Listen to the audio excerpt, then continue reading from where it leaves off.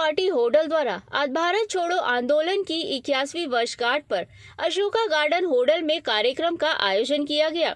इस कार्यक्रम के मुख्य अतिथि हरियाणा प्रदेश कांग्रेस अध्यक्ष चौधरी उदयभान थे। अध्यक्षता मार्केट कमेटी पूर्व चेयरमैन सुनील मित्तल ने की।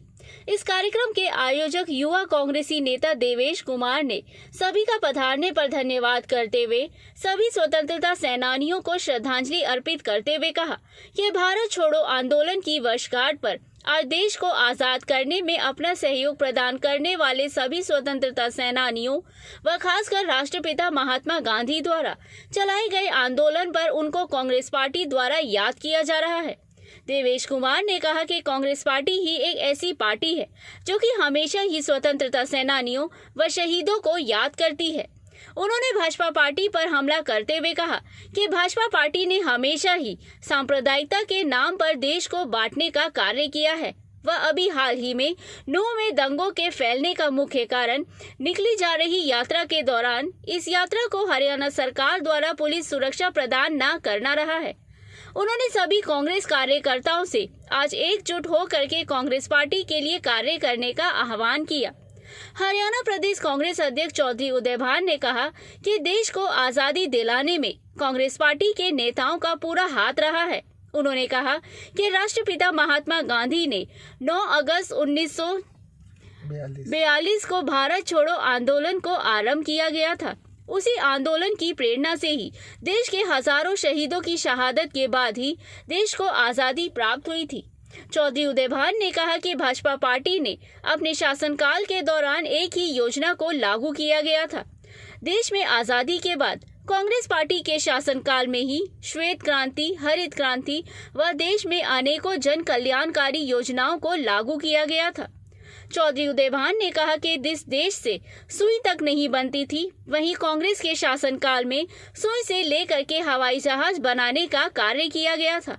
देश के पूर्व प्रधानमंत्री राजीव गांधी द्वारा महिलाओं को 33% आरक्षण व कंप्यूटर युग की शुरुआत की गई थी, जबकि भाजपा पार्टी के शासनकाल में आज रेलवे स्टेशनों, हवाई अड्डे, सरकारी संपत्तियों को बेचने का कार्य किया जा रहा है। आज भाजपा के शासनकाल में महंगाई चरम सीमा पर है। उन्होंने हरियाणा के मुख्यमंत्री मनोहर लाल खट्टर से उनको इस्तीफे की मांग करते हुए कहा कि हरियाणा का मुख्यमंत्री नागरिकों को सुरक्षा प्रदान न करने की बात कहता है, जबकि मुख्यमंत्री का फर्ज राज्य में सभी को सुरक्षा प्रदान करना है। उन्होंने गृह मंत्री अनिल विज द्वारा नूंह में हुए सांप्रदायिक दंगों की सूचना न मिलने पर कटाक्ष करते हुए कहा कि जब गृह मंत्री को ही सूचना नहीं मिल पा रही है तो वे आम आदमियों की सुरक्षा किस प्रकार से करेंगे। उन्होंने मुख्यमंत्री व गृह मंत्री से तुरंत इस्तीफे देने की मांग की। चौधरी उदयभान ने पत्रकारों से बातचीत करते हुए कहा कि नूंह में उनके द्वारा मुआयना करने के लिए जाने पर उनको रोका गया था, जबकि भाजपा के नेताओं को नूंह में जाने से नहीं रोका जा रहा है। इस प्रकार की दोगली नीति भाजपा की सरकार द्वारा चलाई जा रही है, जिसकी कांग्रेस पार्टी पूरी तरह से निंदा करती है। चौधरी उदयभान ने आगामी 15 अगस्त को डॉक्टर भीमराव अंबेडकर भवन होडल में आयोजित कार्यक्रम में सभी कार्यकर्ताओं से भाग लेने की अपील की। होडल से हुकुम गोला की रिपोर्ट।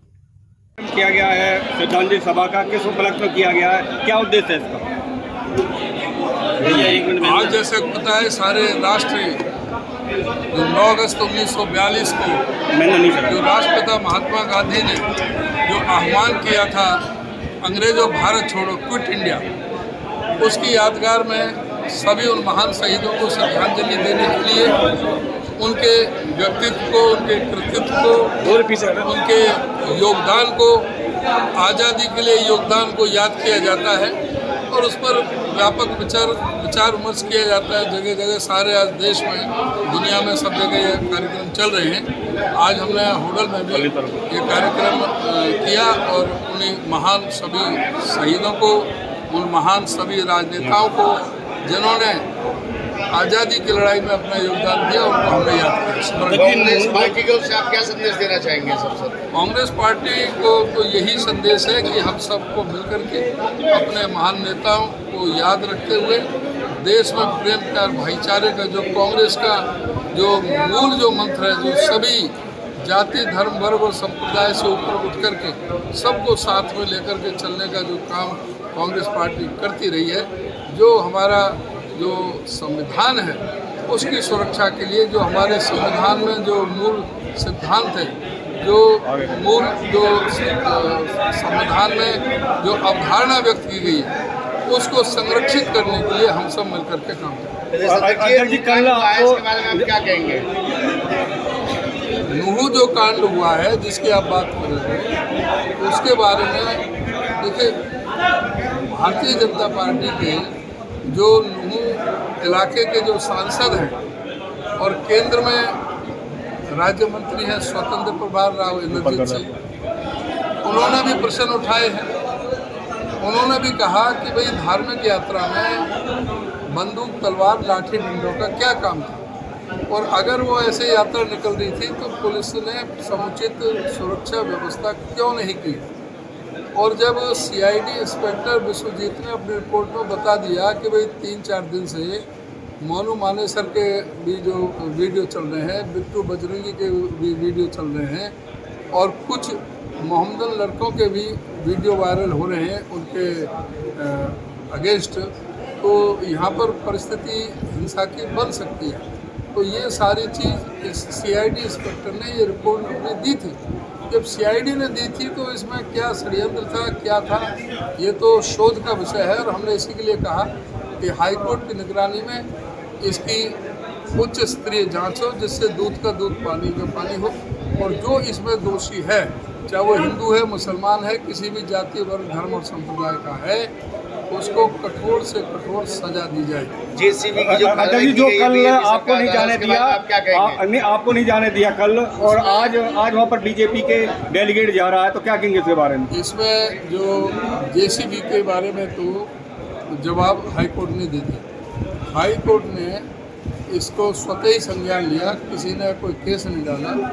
यहाँ की जब रिपोर्टें पढ़ी अखबारों में और जो वीडियो जो जारी हुए, उसको देखते हुए हाई कोर्ट ने ही संज्ञान लिया और उसमें कहा कि भाई ये जो बुलडोजर जो सिस्टम है, ये एकदम तुरंत रुकना चाहिए, और पहले ये चिन्हित किया जाना चाहिए कि कौन इसके लिए दोषी है और कौन दोषी नहीं है।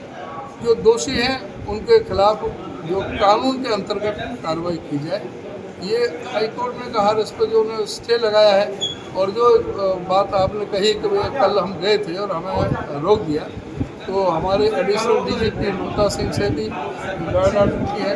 एक अजीत बाला जोशी जी से, डीसी से उनसे बात हुई, उन्होंने पूरा जो सड़क जो जाम करके रखा, सैकड़ों वहाँ पर पुलिस वहाँ पर लगाई हुई थी, तो पुलिस की गाड़ियाँ वहाँ पर खड़ी हुई थी, आड़ी लगा रखी थी, जिससे कि रास्ते में जा नहीं सकते। तो हमने तो यही कहा कि अगर ये सुरक्षा उस दिन होती तो ये घटना ही नहीं होती। तो ये हमें इस तरह से आप गैर संवैधानिक काम कर रहे हैं। हमारे संवैधानिक अधिकारों का हनन है ये। हमारे, मैं पार्टी का अध्यक्ष हूँ, हमारे मेंबर पार्लियामेंट है, हमारे उसमें 3 मेंबर लेजिस्लेटिव असेंबली भी थे, एमएलए भी थे, सीनियर लीडर थे पार्टी के, उनको इन्होंने बिल्कुल अलाउ नहीं किया। और उन्होंने कहा कि हम किसी भी राजनीतिक दल को हम अलाउ नहीं कर रहे। हमने कल वो कम्युनिस्ट आए थे, उनको भी हमने वापस लौटा दिया, और आपसे अभी थोड़ी देर पहले लोकदल वाले भी वापस अभी लौटाए हमने। तो कोई भी, हमने उनसे कहा था कि बीजेपी वाले आएंगे उनको भी लौटाओगे, तो उनको हमें निश्चित तौर से लौटाएंगे।